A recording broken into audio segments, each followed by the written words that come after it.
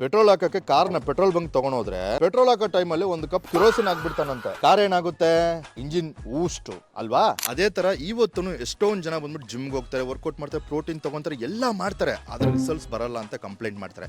ಯಾಕಂತ ನಿಮ್ಗೆ ಗೊತ್ತಾ? ನಾನು ಹೇಳ್ತೀನಿ ಕೇಳಿಸ್ಕೊಳ್ಳಿ. ಯಾಕಂದ್ರೆ ಬ್ಯಾಡ್ ಹ್ಯಾಬಿಟ್ಸ್, ಪ್ರಾಪರ್ ಆಗಿ ನಿದ್ದೆ ಹೋಗಲ್ಲ, ಸಿಗರೇಟ್ ಸ್ಮೋಕಿಂಗು, ಆಲ್ಕೋಹಾಲ್ ಡ್ರಿಂಕಿಂಗು, ಅದ್ರ ಜೊತೆ ಹೆವಿ ಸ್ಟ್ರೆಸ್, ಇವೆಲ್ಲ ಬಾಡಿಗೆ ಕೆರೋಸಿನ್ ಗಿಂತ ವರ್ಸ್ಟ್. ಇದರಲ್ಲಿ ಇನ್ನೊಂದು ಫನ್ನಿ ಏನಂದ್ರೆ ಬಂದ್ಬಿಟ್ಟು ಎಕ್ಸಸೈಸ್ ಬಗ್ಗೆ ನಾಲೆಜ್ ಇಲ್ದಿರೋರು, ನ್ಯೂಟ್ರಿಷನ್ ಬಗ್ಗೆ ನಾಲೆಜ್ ಇಲ್ದಿರೋರು, ಅಂಡ್ ಸಪ್ಲಿಮೆಂಟ್ಸ್ ಅಂದ್ರೆ ಏನಂತ ಗೊತ್ತಿಲ್ದಿರೋರೆಲ್ಲಾನು ಕ್ರೇಟಿನ್ ಬಗ್ಗೆ ಮಾತಾಡ್ತಾರೆ. ಕ್ರೇಟಿನ್ ಒಳ್ಳೇದಿಲ್ಲ ಅಂತಾರೆ.